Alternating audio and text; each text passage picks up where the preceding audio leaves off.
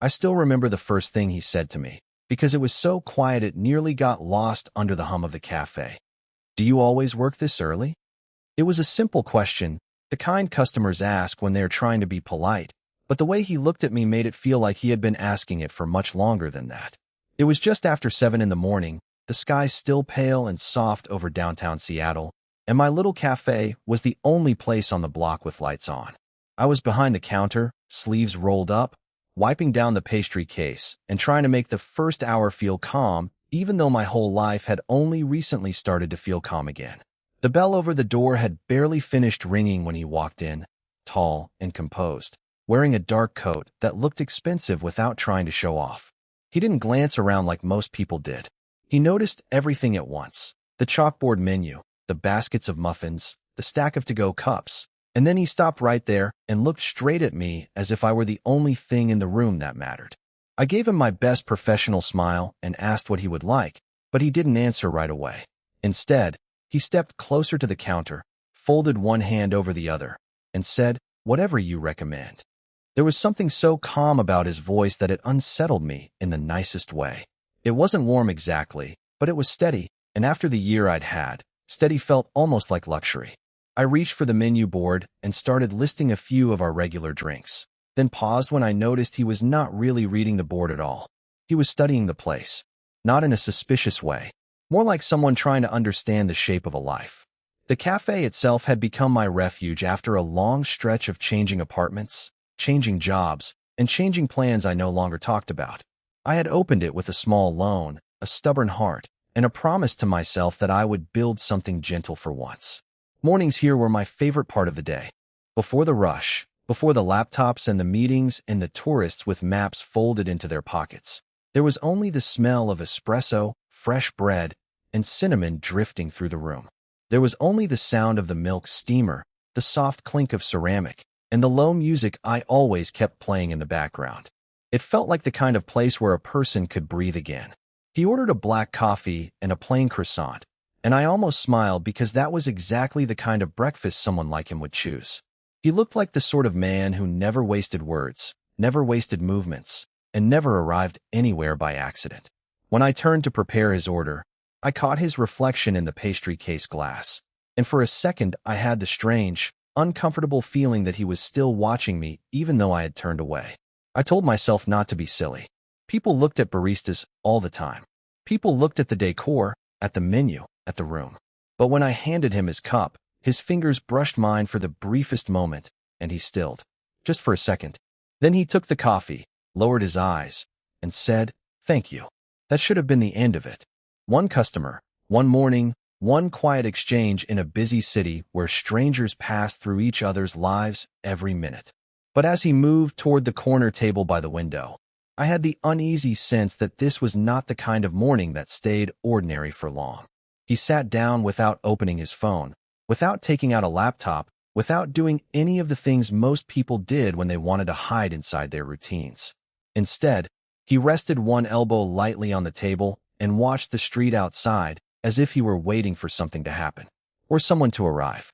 And when he finally lifted the cup to his lips, his gaze returned to me across the room, steady and unreadable, as if he had already decided he would be coming back tomorrow. The next morning, the bell above the cafe door gave its familiar soft chime, and I looked up expecting another routine rush of commuters, students, and neighborhood regulars. Instead, he stepped inside right on time, carrying the quiet confidence of someone who knew exactly where he was going and why. He wore the same dark coat as yesterday, his hair neatly in place despite the wind outside, and for one brief moment the entire room seemed to narrow around him. He did not glance around like a lost customer. He went straight to the counter, rested one hand on the edge, and said in that calm, low voice, "The same as yesterday, please." It should not have sounded different, but it did. Yesterday, he had been a stranger.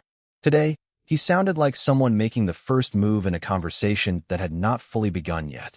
I took his order and reached for the cup, trying to keep my expression neutral, but I could feel his attention settle on me with the same steady weight as the afternoon sun pressing through the front windows. While the espresso machine hissed and steamed between us, he asked, almost casually, whether the bakery always opened this early. I told him yes. and he nodded as if he had already known the answer. Then he asked if the coffee was always this strong. I said it usually was unless someone asked otherwise, and that earned the faintest curve at the corner of his mouth, not quite a smile, but close enough to make my pulse stumble. There was nothing dramatic about the exchange. No grand confession. No obvious reason for the tension that seemed to build in the air every time he stayed near the counter a second longer than necessary. Yet something in the way he watched me made it difficult to pretend this was ordinary. He noticed everything without appearing to. The flower on my sleeve. The mug I used for myself. The little stack of recipe cards tucked beside the register. He even noticed the wind chime by the door, glancing up when it rang softly, as though he were memorizing every detail of the place before deciding what it meant to him. A woman waiting for her pastry order called my name, breaking the quiet spell, and when I turned away for only a minute, he had already moved toward the window table again. But this time, instead of sitting alone with his coffee, he left the chair angled slightly toward the counter, an unspoken invitation I could feel more than see. I kept busy, wiping the counter, restocking cups, pretending not to notice when he took out a thin notebook and began writing something down with slow, precise strokes. Once or twice, he paused and looked up at me over the top of the page, as if checking whether I had seen him watching. Each time, I looked away first. By mid-morning, the cafe had filled with enough noise to make his presence seem less impossible, but not less strange. In fact, it somehow made him stand out more. Everyone else came and went with the usual hurry of people who had someplace to be. He stayed. He did not linger in a way that felt rude or invasive.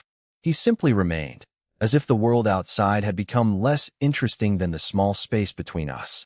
When I finally brought him a refill, he closed the notebook and looked up with a patience that felt deliberate. "You remembered my order," he said. "It was only one coffee," I replied. "People forget smaller things every day." "Not you," he said, and there was something in the way he said it that made my throat tighten for no clear reason. I should have laughed it off. I should have said he was reading too much into a simple habit. Instead, I stood there with the tray in my hands and felt the strange certainty that he had come back for more than caffeine. He had come back to test whether yesterday had meant anything at all. And though I would not admit it yet, I already knew the answer was yes. The next morning came with a softer kind of weather, the kind that made the whole town look washed clean and briefly forgiven. By the time I unlocked the bakery door, the display case had been wiped down, the ovens were warming, and the familiar smell of yeast and vanilla had already begun to settle into the corners of the room. I told myself to focus on work, on trays and timers, and the steady rhythm of a normal day, but my thoughts kept drifting back to the man who had stayed just a little too long the day before, as if leaving had required more effort than he had expected. I was still setting out the first batch of pastries when the front bell rang. He stepped inside without hesitation, dressed simply, though somehow still looking like he belonged in a place with marble floors and quiet hallways. He carried no urgency in his movements, only that same composed attention, and the effect of it made my pulse trip once before I could steady myself. "You are early," I said, because it was safer than saying anything else. "I was nearby," he replied. "I thought I would stop in." It was the sort of answer that could mean nothing at all, and yet the way he said it made it feel carefully chosen. He ordered the same coffee. Black. No sugar. The same as yesterday. I did not ask whether he had liked it, because the look in his eyes suggested he had not come back for the drink.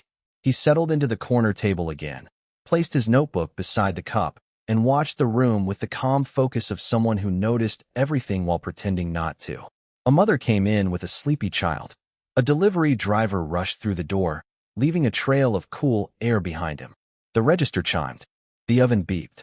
Life kept moving in its small, ordinary ways, but every time I looked up, I found him still there, still present, still quietly impossible to ignore.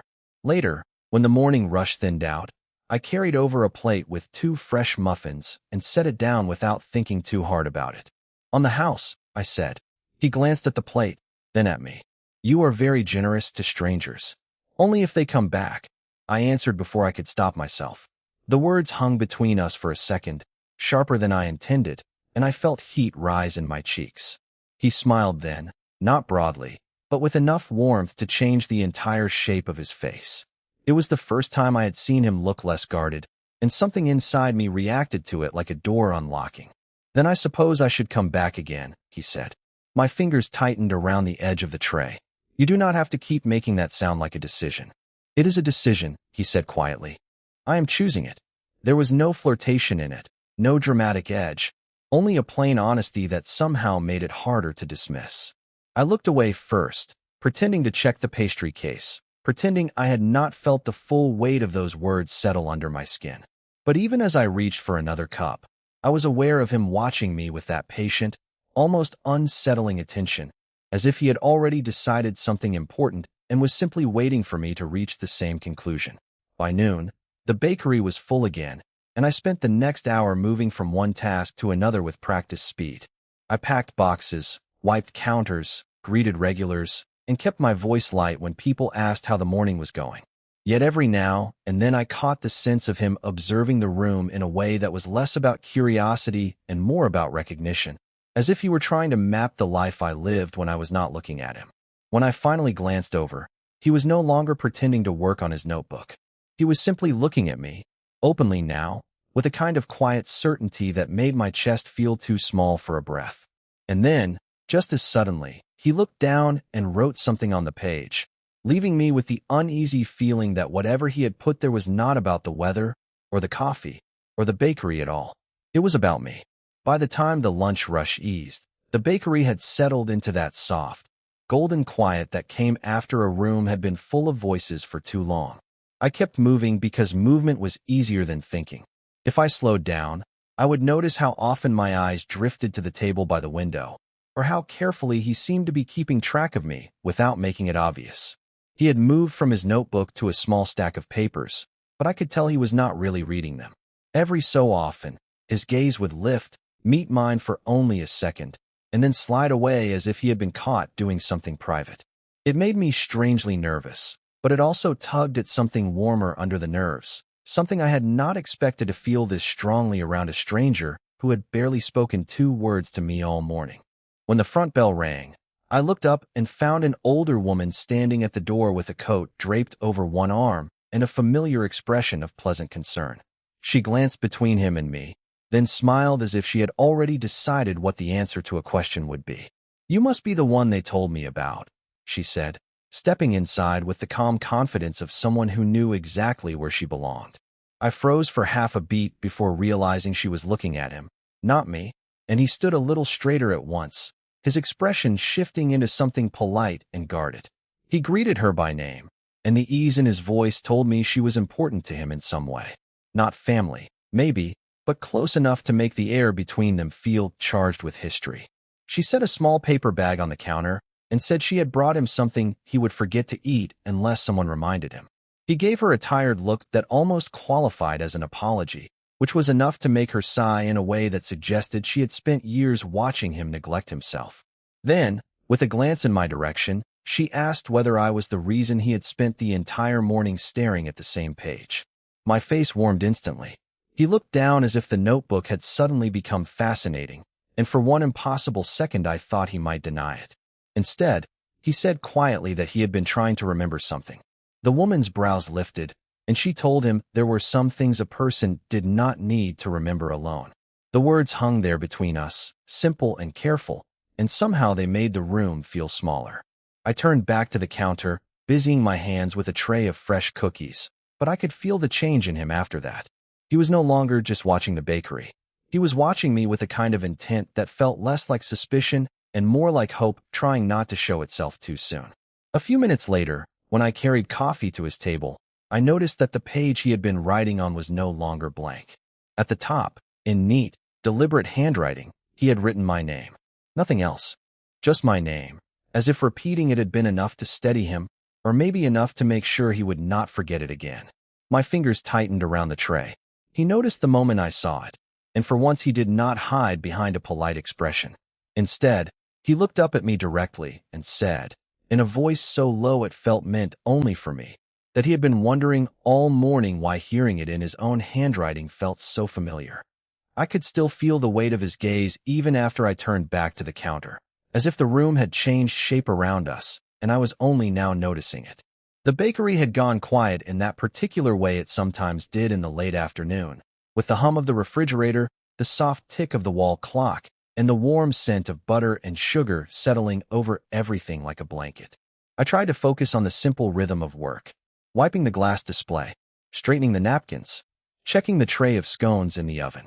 But every movement felt sharper than usual, because I knew he was still sitting at the corner table, watching me with that same careful patience. Not staring in a way that felt intrusive, but looking at me like someone trying to remember the exact shape of a song he thought he had lost. When I finally brought out a fresh slice of lemon loaf and set it beside his coffee, he looked down at the plate and then back at me, almost as if he had forgotten to speak. "You remembered my order," he said quietly. "You also remembered mine." I answered before I could stop myself, and I immediately wished I had said something more neutral. His mouth lifted at one side, not quite a smile, but something close enough to make my chest tighten. "That seems to be happening more and more," he replied. I pretended to adjust the lid on the sugar jar so I would not have to react to that.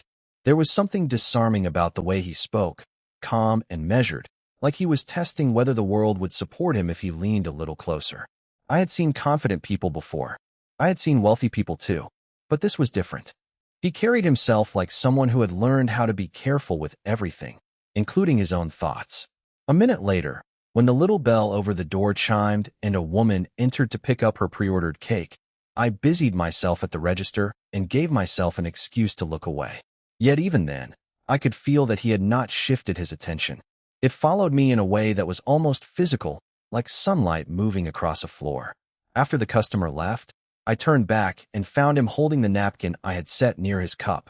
He had folded it once, then again, in the patient way some people do when they are trying not to reveal how nervous they are. "May I ask you something?" he said. I nodded, though I was suddenly unsure whether I wanted to hear the question. His eyes moved to mine, steady and unreadable, but there was a softness under it now that I had not seen before. "Do you ever feel," he asked, pausing as though the sentence mattered enough to be chosen carefully, "like you have walked into a place you should already know, even when every part of you insists you should not?" The question settled between us with a strange weight. For a moment, I forgot the room, forgot the afternoon, forgot the open sign in the window and the cooling trays behind me. I only heard my own breathing and the faint scrape of his chair as he leaned forward just slightly. I did not know how to answer that, because something in me had been feeling exactly that way since the first day he walked into the bakery, maybe even before. So I looked at him, searching his face for the reason my heart was beating too fast, and I said the only honest thing I could. "Yes," I admitted. "More than once." He held my gaze as if that answer had opened a door he had been standing in front of for a very long time. Then, slowly, carefully, he placed his hand over the page with my name written at the top, as though protecting it from being taken away. "That is what I thought," he said, so softly that it almost vanished into the warm air between us. And for the first time that day, I had the unsettling feeling that whatever he was remembering, it might already be remembering me too. I kept my eyes on him a moment longer, trying to read what had changed in the quiet space between us. The bakery around us had grown softer somehow, as if even the ovens had settled into a lower hum to make room for whatever was happening at that table. He had my page under his hand, my name still visible at the top, and I had the strange feeling that I was looking at a man standing at the edge of a memory he had been too afraid to enter. He drew in a slow breath, then reached into the inner pocket of his coat and took out a folded note card that had clearly been handled too many times. The corners were worn smooth. The paper was old enough to have curled slightly with age. He set it down between us without a word, then opened it with careful fingers. For a second, neither of us moved. I could see his throat working as he looked down at the handwriting, and when he finally spoke, his voice was quiet, almost uncertain. "I kept this," he said. "I should have thrown it away years ago, but I could not." My pulse kicked hard against my ribs. It was not the words themselves. It was the way he said them, like the note had not been paper at all, but a promise he had been unable to let go of. He lifted his eyes to mine, and for the first time since I had known him, the careful control in his expression looked thin enough to break. "It was the only thing that felt real after that night," he said. I did not answer right away. My fingers curled around my cup, though the tea inside had gone nearly cold. A memory stirred at the edge of my mind, something I had tried not to touch for years because it always came with the same ache. A hotel lamp turned low. A window fogged with rain. A voice in the dark that had sounded too gentle to belong to a stranger, and yet had somehow felt familiar from the moment it reached me. I swallowed hard and asked, "What did the note say?" He looked down at it again, and for a long second I thought he might not tell me. Then he turned the card toward me. The handwriting was neat, almost painfully so, as if whoever wrote it had been trying to stay in control while their entire world shifted beneath them. I read the words once, then again, and my chest tightened in a way that made it hard to breathe. It was not a declaration. It was not even a confession. It was simply a line asking me to meet him if I ever wanted to know the truth. The date on the card was 5 years ago. The place was the same city, the same district, the same street where my life had changed in ways I had spent years trying to understand. I stared at it until the letters blurred. "You wrote this?" I asked. He did not answer immediately. His jaw tightened once, then eased. "I think so," he said at last, and that uncertainty in his voice frightened me more than certainty would have. He pressed his fingertips against the edge of the note card, then looked at me with a raw, searching expression that made my stomach twist. "I do not remember writing it," he admitted, "but I remember waiting." The air seemed to still around us.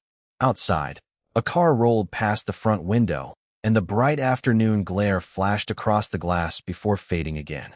Inside, the warmth of the bakery felt suddenly too close, too intimate, as if the room itself knew something we had only just begun to uncover. I tried to steady my breathing and keep my voice even. "Waiting for who?" I asked. He looked at me for a long moment before answering, and when he did, his words were soft enough to feel almost personal. "For you," he said. I just did not know it then. Something in me went completely still. I wanted to push him, to demand the details, to force the truth into the open all at once. But the way he sat there with that old note in his hands made me understand that the truth was not going to come quickly. It was buried under years of missed chances, broken memory, and whatever had happened to pull us apart in the first place. So I let the silence stretch. I let it hold us. And in that silence, I watched his face change in tiny, unmistakable ways, as if each second he spent looking at me was bringing back another fragment he had lost. His brows drew together faintly. His gaze softened. Then his expression shifted again, this time with the startled look of someone standing in front of a door that had finally opened by itself. He reached for the note card once more, but instead of reading it, he turned it over and traced the blank back with his thumb. "There is something else," he said, so quietly I almost missed it. "When I found this, I also found the receipt from that night." My breath caught. "What receipt?" He glanced at me, then away, as if he were measuring whether I was ready for the answer. "A bakery receipt," he said. "From the shop near the hotel. I bought something before I went to meet you." The world narrowed around that sentence. Before I could ask what he had bought, he added, "I think I bought the wrong thing on purpose." The corner of his mouth lifted in the faintest, most uncertain ghost of a smile, and yet it carried the weight of someone remembering a decision that had changed everything. "I wanted an excuse," he said. "Any excuse to see you again." My throat tightened painfully, because suddenly the pieces around me were beginning to move. The note, the waiting, the receipt, the way he looked at me now as though I were not new to him at all, but something he had lost and been searching for ever since. He leaned back slightly, as if giving me room to breathe, but his eyes stayed fixed on mine. "I do not know why I forgot," he said. "I only know that when I saw you in this bakery, it felt like finding a line from a story I had lived before and never finished." The honesty in his voice settled over me like a hand. Not heavy, not demanding, just impossible to ignore. I looked down at the card again, then at the careful way he was holding himself together, and I realized the old fear in me had begun to give way to something else entirely. Not certainty, not yet, but hope, fragile and startling and very much alive. For a moment, neither of us spoke. The quiet inside the bakery felt different now, softer than before, as if the air itself had changed its mind about keeping us apart. He was still sitting across from me, one hand resting near the card he had just given me, the other loosely wrapped around his cup. I kept staring at him, trying to fit the man in front of me with the one who had once been only a memory with no face, no name, and no ending I could trust. Yet every time he looked at me, something in my chest shifted, small and careful, like a door that had not been opened in years. He lowered his gaze first, then let out a slow breath. I know I am asking for patience I may not deserve, he said quietly. But I do not want to walk away now that I have found you. The words should have frightened me. They should have made me pull back, protect myself, remind myself how many times hope had turned into pain. Instead, I found myself listening to the steadiness in his voice, to the way he did not try to take up too much space, even with all the power that seemed to follow him wherever he went. Outside the front window, the late afternoon light had started to soften, spreading gold across the sidewalk and catching in the glass display of lemon bars and fresh bread. A bell chimed above the door as another customer came in, and for one brief second, the everyday rhythm of the shop tried to reclaim us. But it could not. Not fully. There was something too important hanging between us now. He turned his cup slowly in his hands, then said, "The note was mine. The receipt was mine too. I left them because I was trying to remember a place I had only seen in pieces. I kept coming back to this street, this block, hoping something would make sense." My throat tightened. "Why did you not say anything before?" I asked, my voice barely above a whisper.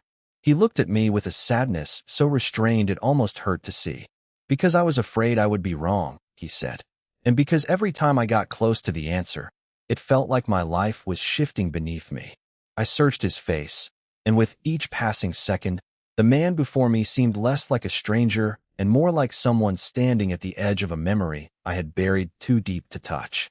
I thought of the twins at home, of the way they had both asked if the man from the bakery would come back tomorrow, as if some part of them had already sensed what I was still trying to understand. I thought of all the years I had spent protecting what little peace I had built, careful not to let anyone come too close. Yet here he was, making that distance feel suddenly impossible to maintain. He reached into his coat pocket, then paused, as if asking permission without words. When I did not stop him, he pulled out a folded photograph and slid it across the table. It was old, the edges worn soft from being handled too many times. I picked it up with shaking fingers and saw a summer scene I recognized in pieces. The same bakery window, the same street corner, and beside it, a younger version of him smiling in a way I had never seen before. My breath caught when I noticed the other figure in the picture, partly turned away from the camera, standing near him with an expression I knew in my bones. Me. I looked up so quickly my chair scraped the floor. "This cannot be real," I whispered, but he did not smile. He only watched me with that same careful patience, as though he had already known this moment would come and was willing to wait through all of it. "It is real," he said softly, "and I think it is only the beginning." I had expected him to explain himself, maybe to fill the silence with details I was not ready to hear, but instead he only sat there with both hands resting lightly on the edge of the table, giving me the space to look again. I lowered my eyes to the photograph and felt the room tilt around the edges. The bakery in the picture was not just familiar. It was ours. The same front window with the cracked brass frame. The same hanging lantern that cast a warm glow over the sidewalk at dusk. Even the bench outside, the one where customers waited with paper cups of coffee, was there in the background. And beside the younger version of him, there I was, younger too, wearing the same apron I used to tie around my waist every morning before the sun came up. My throat tightened. I had no memory of that day. None at all, yet the image felt like a memory trying to rise through deep water. "Where did you get this?" I asked, my voice thin and uncertain. He did not answer right away. His gaze moved to the window, where the afternoon light lay across the glass in a soft gold wash, and when he spoke, his voice was quieter than before. "It was in a box I kept after everything changed," he said. I did not understand why I could not throw it away. I only knew it mattered. I stared at him, searching his face for the version of the man I had prepared myself to distrust, but all I found was exhaustion, regret, and something gentler that made my chest ache. "You kept a photograph of me?" I asked. He gave a small nod. "I kept everything I thought I had lost."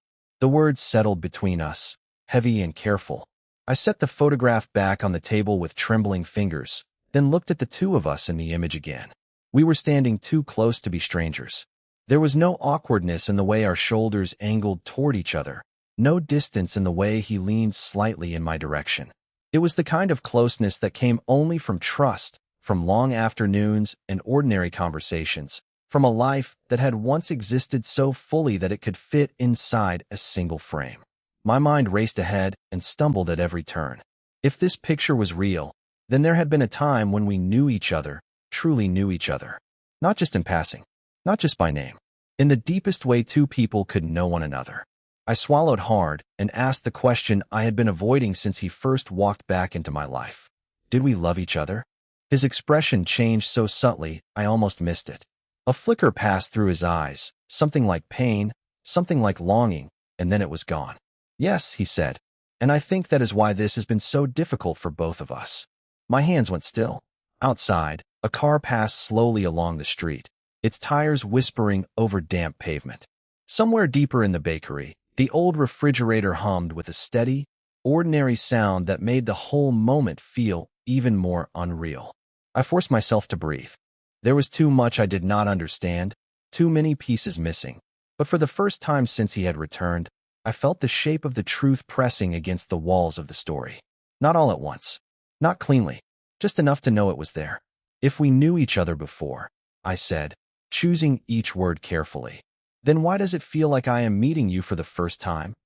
He looked down at his hands, then back at me. Because I lost my way, he said. And because when I found my way back, I did not know if you would still be here. The honesty of it startled me. There was no performance in his face, no polished apology. Just a man who seemed to be standing at the edge of something fragile and trying, with all the patience he had left, not to break it. I reached for the photograph again, and this time I turned it over. On the back, in faded ink, was a date from years ago and a short note written in his careful handwriting. For the day I forget what this felt like. My chest tightened so sharply I had to look away. It was such a strange, sorrowful line, and yet it carried the weight of a promise. He had known even then that memory could slip, that time could take things from him, that he might one day need proof of a feeling too precious to trust to chance. When I looked back at him, he was still watching me, but now there was no caution in his expression at all. Only hope, quiet and vulnerable, as if he had finally said the one true thing he had been carrying for years and now had to wait to see what I would do with it. My fingers curled around the edge of the table. The answer I wanted was not simple, and I was frightened by how much I wanted it. Still, I could not deny what I felt in that moment. Not certainty, not yet, but recognition. A faint, impossible pull toward a life I had not remembered and a man I had not known I was still waiting for. And in the stillness that followed, as the light shifted across the bakery floor and the photograph rested between us like a doorway, I understood that whatever came next would change everything. The photograph lay between us on the bakery table, its edges catching the soft afternoon light, and for a long moment neither of us reached for it. The quiet felt different now. Not tense, not distant, but full of all the things that had finally been spoken aloud and all the things still waiting their turn. I could hear the low hum of the refrigerator behind the counter, the faint ring of the bell over the front door whenever the winter air slipped in, and the steady rhythm of my own breathing as I tried to understand what had just happened. He had remembered something. Not everything, not yet, but enough to change the shape of the room. Enough to make the past feel less like a locked door and more like a hallway with one light finally turned on. I keep seeing pieces, he said at last, his voice careful, as if he were afraid a louder sound might break whatever fragile thing had begun to form between us. Not clear enough to trust, but real enough that I know they are mine. I looked at him over the rim of my coffee cup, and the expression on his face was unlike any I had seen before. There was no polished control in it now, no easy certainty, no practiced distance. He looked tired in a way that went beyond sleepless nights, tired in the way people looked when they had carried a sorrow for so long that even hope felt unfamiliar. What kind of pieces? I asked, though I already knew the answer would not be simple. His hand moved once, then stopped, as if he had begun to reach for the photograph and changed his mind halfway. A staircase with blue paint on the railing. Rain on a car window. Someone laughing in a kitchen I do not know, but somehow I do know. He gave a faint, almost embarrassed breath of a laugh. And you. Always you, but never in the right order. My chest tightened. There was something painfully tender about hearing him say it that way, like a man trying to describe a dream before it vanished. The part of me that had spent years protecting itself wanted to pull back, to ask for facts and dates and proof, to build walls strong enough to hold off disappointment. But another part of me, older than fear and softer than reason, had already begun to lean forward. It was not just the words. It was the way he said them. Like he was not trying to win anything. Like he was confessing because he had no other honest choice left. Outside, the afternoon had started to dim. A pale wash of gray settled over the windows, turning the glass into a mirror for the room. For a second I could see us reflected there. Two people with too much history and not nearly enough certainty, sitting across from each other as if the future had simply placed us back in the same sentence and waited to see whether we would finally understand it. If it helps, I said quietly, I have been remembering things too. Not in pieces, more like feelings. His gaze lifted immediately. Feelings? I nodded. A sense that something important happened before I was ready to understand it. That I was standing near a door I did not know how to open. The corners of his mouth shifted, not quite a smile, but close enough to make the air between us change. And now, he asked. I let my eyes drop to the photograph again. The two of us in a frame of warm sunlight. The bakery behind us. The future hidden somewhere beyond the edge of the image. Now I think I am tired of pretending I do not care what is behind that door. He was silent for so long that I thought I might have frightened him. But then he reached across the table, slowly, giving me every chance to move away, and his fingertips rested lightly over mine. The contact was simple, almost nothing, yet it sent a quiet shock through me. Not from longing alone, but from recognition. From the awful, beautiful certainty that whatever had been broken between us had not erased itself completely. It had waited, patiently. I do not want to pressure you, he said. I only want the chance to be honest with you now. I turned my hand beneath his and let our fingers settle together. The bakery was still around us, warm and ordinary and full of the smell of sugar and butter, but everything had changed anyway. I thought about the years I had lost, about the life that had been missing its own center, about the strange steadiness I felt now sitting across from a man who was both unfamiliar and heartbreakingly close. Then I looked at him and found, beneath the caution and the questions and all the unfinished history, the same quiet hope I had seen before. And for the first time, I did not feel afraid of it. Then start from the beginning, I said. Tell me what you remember. All of it. His breath left him in a soft, unsteady exhale, and in that moment something inside the space between us finally began to open. Not all at once. Not in a way that promised easy answers, but enough to let in the light.